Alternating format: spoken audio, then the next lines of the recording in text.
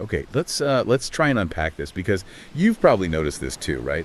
How terms like Nazi or fascist just get thrown around constantly in political arguments these days. Oh, absolutely. It's almost background noise now, isn't it? It is, and they're used so casually, like default insults. Yeah. But these words, they carry this immense historical weight. They represent actual eras of, unimaginable horror. Exactly. And the real problem, which our sources really get into, isn't just that it's strong language.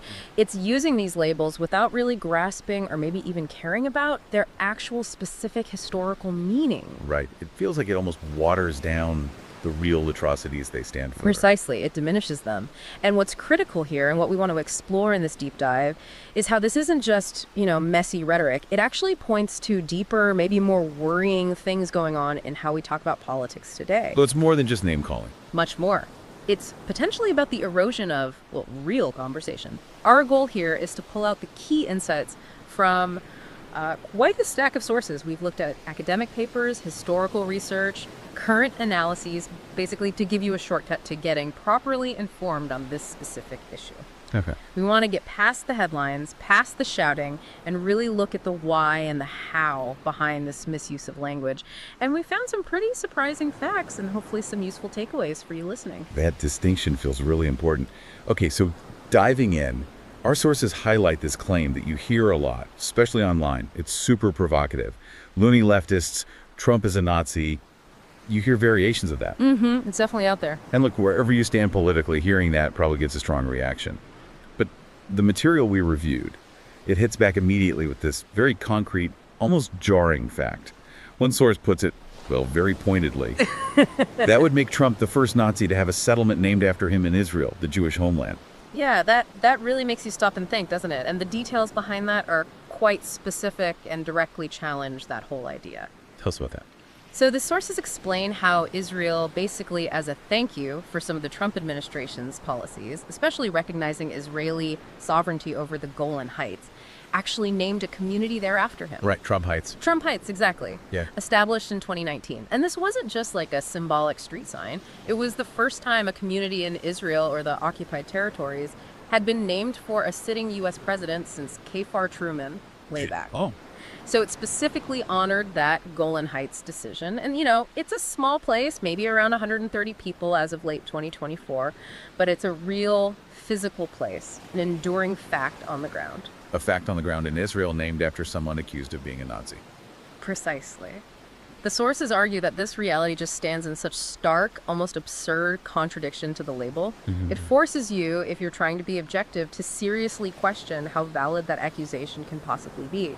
So, okay, if that label is being questioned so directly by facts like that, maybe we need to pin down what Nazi actually means, historically speaking. Yeah. Because it feels like its meaning has gotten incredibly fuzzy. It really has, and the sources are absolutely clear on this.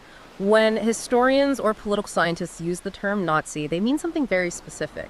Members or adherents of the National Socialist German Workers' Party, the NSDAP. Right, Hitler's party. Hitler's party.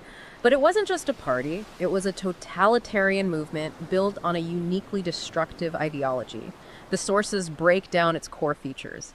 Extreme, fanatical nationalism fused with this idea of racial superiority, especially virulent anti-Semitism. Okay. And it wasn't just about political power, it was about total state control over everything, the economy, culture, personal lives. It involved systematically crushing any dissent. And of course, most horrifically, it led to a state-organized, industrialized genocide, the Holocaust, aimed at wiping out Jewish people, Jewish culture entirely, along with millions of others deemed inferior or enemies of the state. Plus, this aggressive expansionism, Lebensraum, wanting to conquer territory for racial settlement. So it's a very specific, very extreme, and historically unique phenomenon. Extremely specific. The sources basically say, look, to apply that label accurately to anyone outside that specific historical context, the bar for evidence would have to be unbelievably high. It describes a unique kind of state terror and ideology. And based on that definition, the sources we looked at argue pretty forcefully that Trump's actual policies just don't fit. They talk about his focus on things like deregulation, cutting taxes. Right, trying to reduce government intervention in the economy, boost private business, that sort of thing. Exactly. The idea, according to the sources, was more about free markets, individual financial autonomy, entrepreneurship. Which is almost the polar opposite of the Nazi economic model. How so? Well, the Nazi economy was all about totalitarian state control. Heavy taxation, yes, but specifically to fund massive rearmament, achieve national self-sufficiency or autarky, and basically put all industry and labor under the state's thumb to serve a war machine. It wasn't about free markets or individual autonomy at all. So the fundamental economic philosophies are just worlds apart, according to this analysis. Completely antithetical is the argument. This then leads to another point the sources make, which feels quite personal about how these labels ignore or distort actual human relationships. Yes, and this is where the Nazi label applied to Trump runs into, well, deeply personal contradictions, according to the sources. They point out the straightforward fact that Trump's son-in-law, Jared Kushner, who is also a senior advisor, is Jewish. And his grandchildren are Jewish, too. And his grandchildren, yes. The argument presented is stark. How can someone genuinely embody or sympathize with an ideology fundamentally built on the extermination of Jewish people when his own daughter converted to Judaism, his son-in-law is Jewish, and his grandchildren are being raised Jewish? It seems fundamentally incompatible. That's the core argument. Nazism's anti-Semitism wasn't incidental, it was foundational. The sources present this family connection as something that simply cannot be squared with genuine Nazi belief. And it wasn't just family ties, right?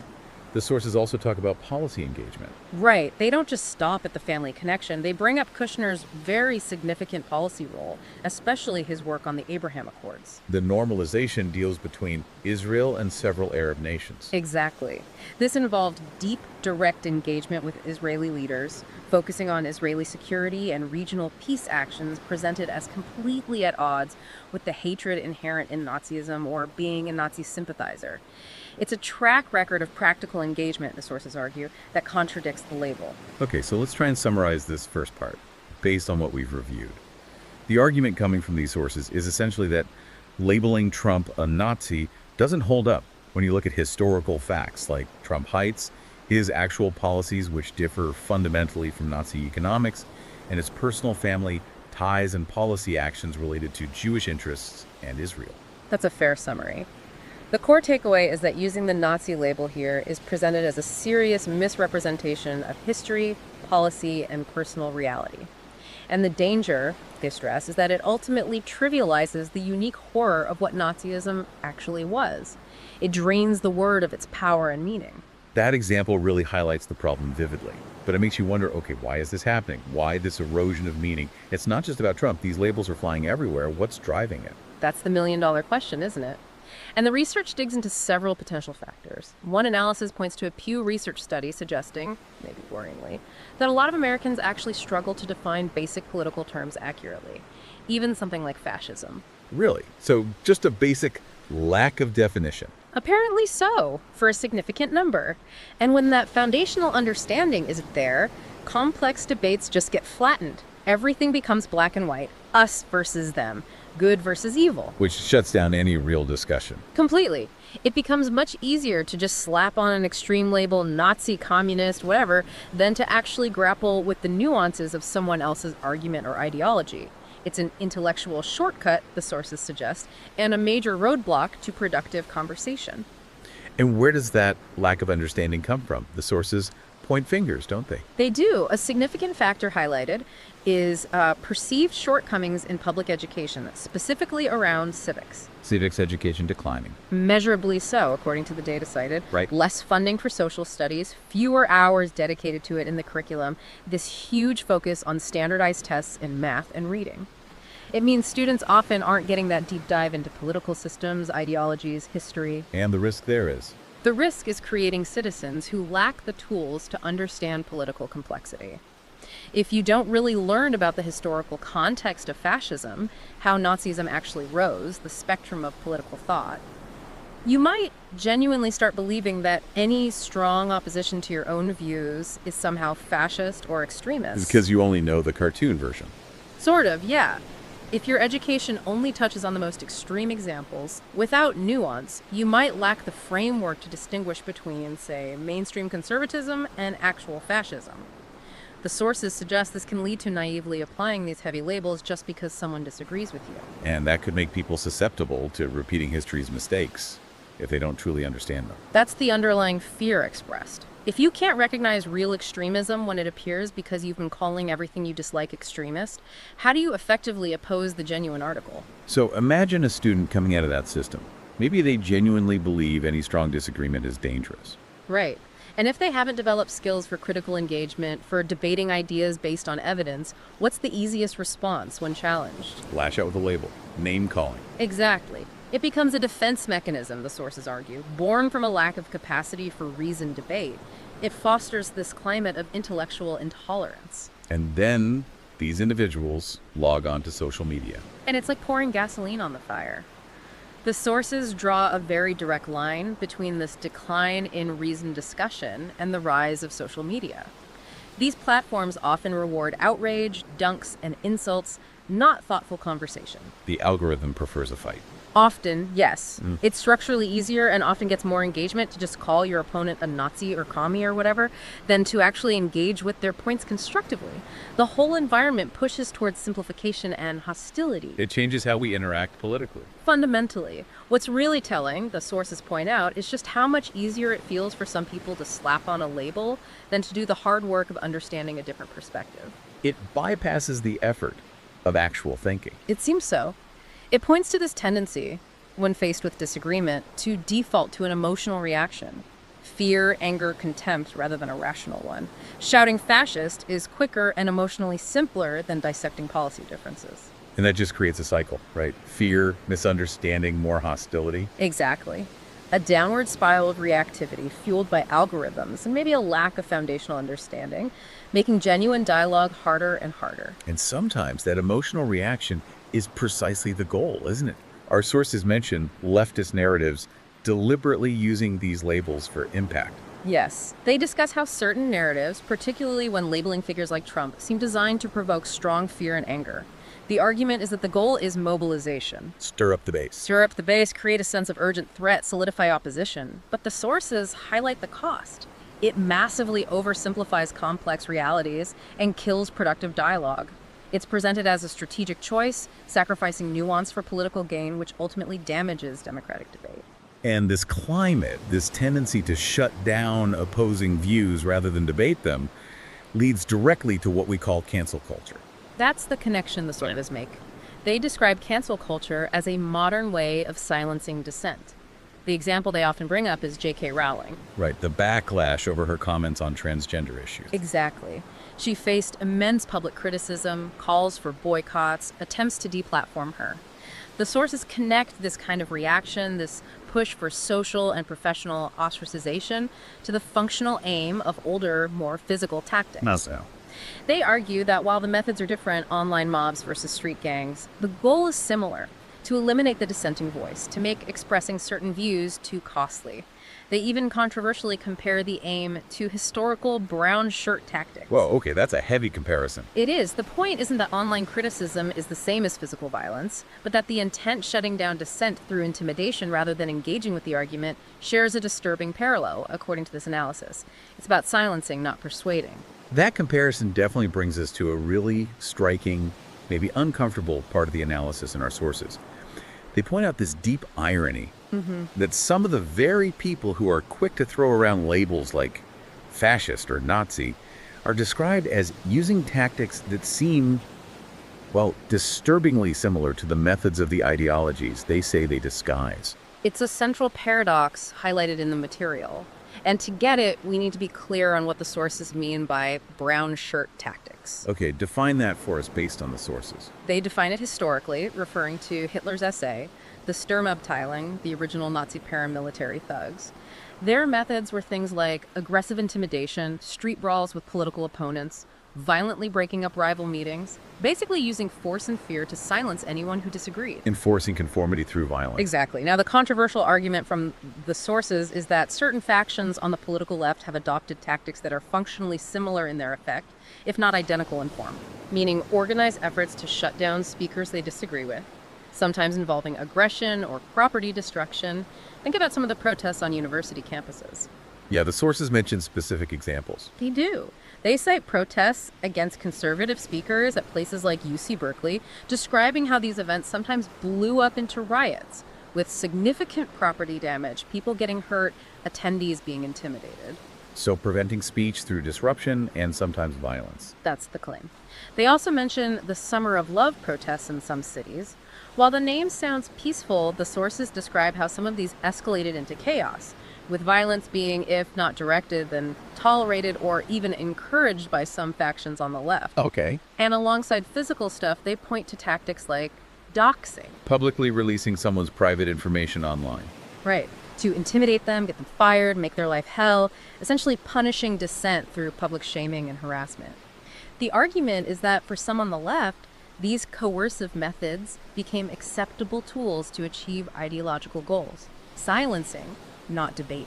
This leads to a really provocative comparison the sources make, connecting these actions to the definition of terrorism. Right. That feels like a huge leap. It's definitely provocative, and it's meant to be. The sources pose it as a question.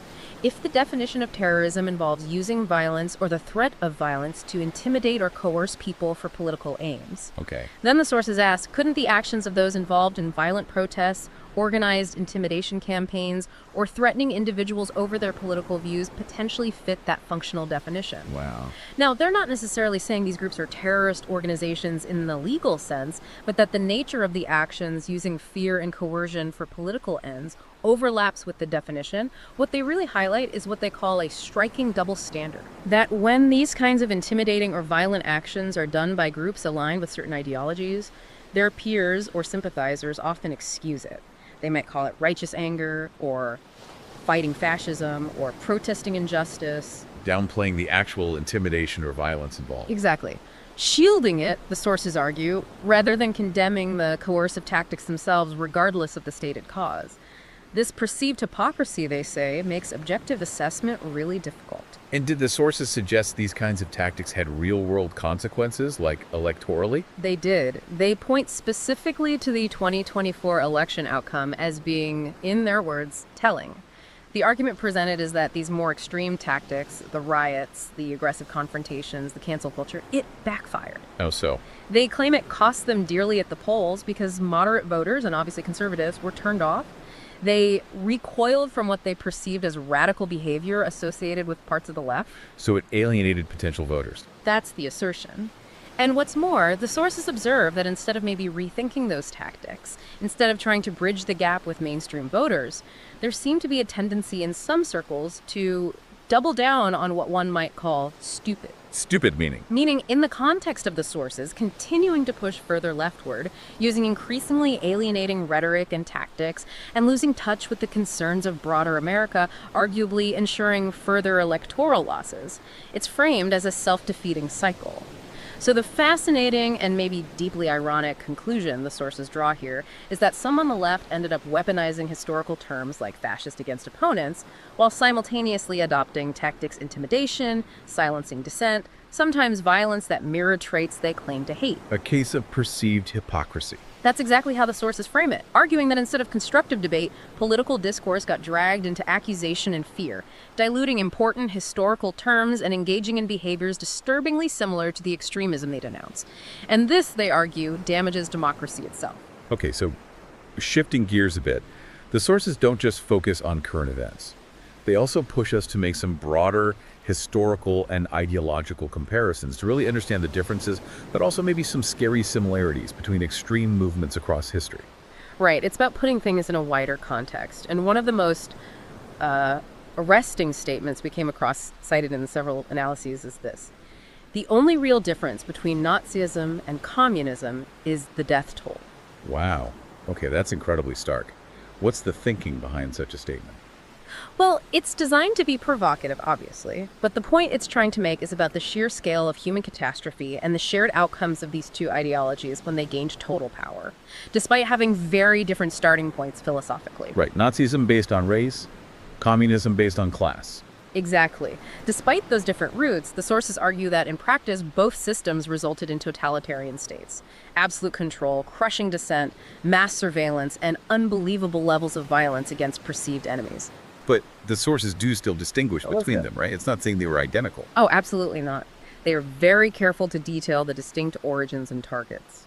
Nazism, as we discussed, was rooted in that extreme racial nationalism, anti-Semitism, the idea of a master race. Its violence culminated in the Holocaust, the systematic, industrialized extermination of 6 million Jews, plus millions of others, based purely on their identity. The violence was explicitly genocidal, aimed at biological eradication. Oh. Communism, theoretically, aimed for a classless society by abolishing private property based on Marx and Engels. But in practice, think the Soviet Union under Stalin, China under Mao, it led to political purges, engineered famines like the Holodomor in Ukraine, mass executions, the Gulag system. Estimates for deaths under Stalin alone run around 20 million, with Mao's regime responsible for tens of millions more. The violence here was primarily aimed at political opponents, class enemies, intellectuals, anyone seen as resisting the revolution. So different targets, different justifications, both resulting in mass death and totalitarian control. That's the core argument. Different paths, different enemies, but a shared outcome of dehumanization and state-sponsored terror on an unimaginable scale. The sources stress this commonality and outcome despite the ideological distinctions. It really forces you to confront the human cost of these ideologies, regardless of their theoretical aims. But how do we hold both those things in mind, the distinct horrors and the shared outcomes, without flattening the history? That's the critical challenge, isn't it? The sources suggest it requires acknowledging that different roads can lead to similarly horrific destinations. Recognizing the unique evil of the Holocaust doesn't mean minimizing the millions killed under Stalin or Mao and vice versa. It's about understanding the shared capacity for totalitarian systems to inflict boundless suffering, even if their justifications differ. Okay, that makes sense. Now, the sources also draw a parallel in the modern day that's, well, equally complex and probably controversial for many listeners. Comparing neo-Nazism and Antifa? Yes, this is another area where the sources make connections that might seem counterintuitive at first glance. They talk about converging ideologies, or perhaps more accurately, converging tactics and impacts, despite the groups claiming to be mortal enemies. So how do they break that down? Let's start with neo-Nazism. Okay, neo-Nazism, as the sources explain, basically emerged after World War II. Groups trying to revive Nazi ideology, white supremacy, racial hatred, extreme nationalism, anti-Semitism, xenophobia. Think groups like the American Nazi Party historically, or newer iterations like the National Socialist movement. Their ideology is explicitly National Socialism, focused on creating a racially pure, hierarchical state. Their history is unfortunately filled with hate crimes and domestic terrorism. Right, clearly defined hate groups. Now, Antifa. Antifa's roots are traced back to anti-fascist movements in Europe between the world wars, particularly Germany. The modern version gained prominence more recently, often mobilizing against far-right, neo-Nazi, or white supremacist rallies. Their ideology is generally described by the sources as Marxist-inspired or anarchist. So, focused on class struggle, anti-capitalism. Right, anti-capitalism, anti-racism, anti-fascism, aiming to abolish what they see as systemic oppression. They often talk about international socialism, contrasting with the National Socialism of the Nazis. So, on paper, diametrically opposed goals. But the sources see similarities. They argue the similarities lie less in the stated long-term goals and more in the methods and the intolerance exhibited. They describe both groups as having a strong propensity for violence. We know about neo-Nazi violence. What about Antifa, according to these sources? The sources characterize Antifa's direct action tactics as frequently involving violence, not just against actual fascists, but against broader groups they label as such, including mainstream conservatives or anyone who disagrees with their agenda. They cite incidents like the violence in Charlottesville in 2017, where Antifa members clash with far-right groups, but also recurring tactics in various protests involving property destruction, arson, physical assaults, including against police. So a willingness to use violence to achieve political ends is the argument. That's the parallel being drawn. A belief that their cause justifies potentially violent means against those they deem enemies. And this leads the sources to categorize both as hate groups. That seems like a very strong claim, especially regarding Antifa, who define themselves as anti-hate. It is a very strong and controversial claim made explicitly in the material we reviewed. Neo-Nazism is universally recognized by watchdog groups like the Southern Poverty Law Center and governments due to its core tenets of racial supremacy. No debate there. Right. But these specific sources go further and state quite directly that Antifa is clearly a hate movement. Their reasoning that Antifa promotes the perceived superiority of its own ideologies. Marxism, specific gender theories coupled with censorship, widespread intolerance, and violence directed specifically against conservative groups or dissenting viewpoints. So the argument is that promoting ideological superiority and using violence and intolerance against opponents makes them functionally a hate group, regardless of their anti-fascist label. That is precisely the argument presented in these sources. They conclude that despite their opposing flags, both neo-Nazism and Antifa become entangled in a cycle of violence and intolerance, ultimately harming open discourse and democratic norms. Okay, we've covered a lot ground here. The misuse of specific labels like Nazis, the reasons behind it like poor education and social media dynamics, the irony of tactics mirroring opposed ideologies, and these broader comparisons between historical and modern extremist movements.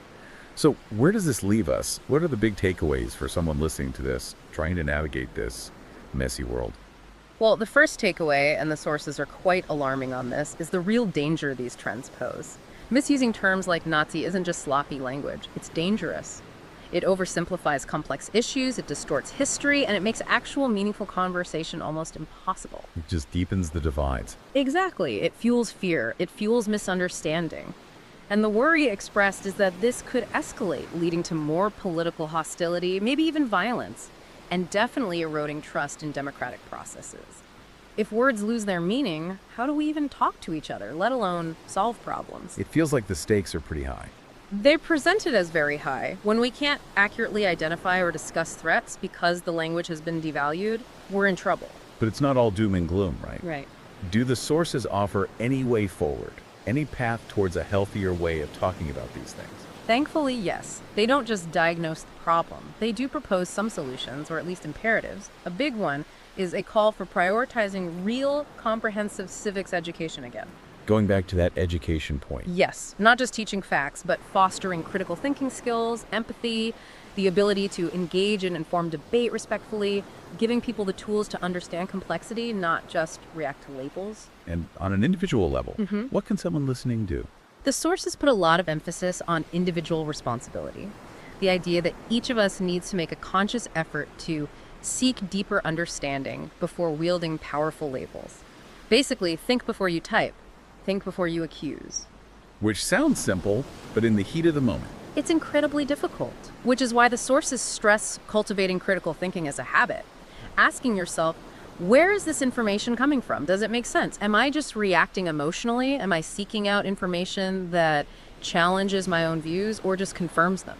So actively resisting the urge to just label someone an extremist because you disagree. Precisely. Engage with the substance of their argument, even if you find it wrong or offensive. Try to understand the viewpoint before you condemn the person. Focus on facts over hype. Choose conversation over vilification. Requires effort.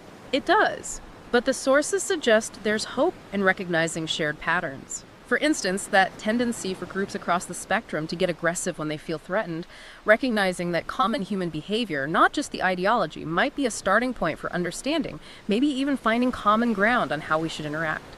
So the ultimate goal here, wrapping this up, is to try and shift political discussion away from just being a battleground of insults and division. And towards being a space for genuine dialogue, grounded in some level of understanding, mutual respect, and a commitment to dealing with facts, even uncomfortable ones. It's a huge challenge, but it feels incredibly necessary. Absolutely vital, the sources argue, for the health of any democratic society. Well, this deep dive has definitely given me, and hopefully you listening, a lot to chew on.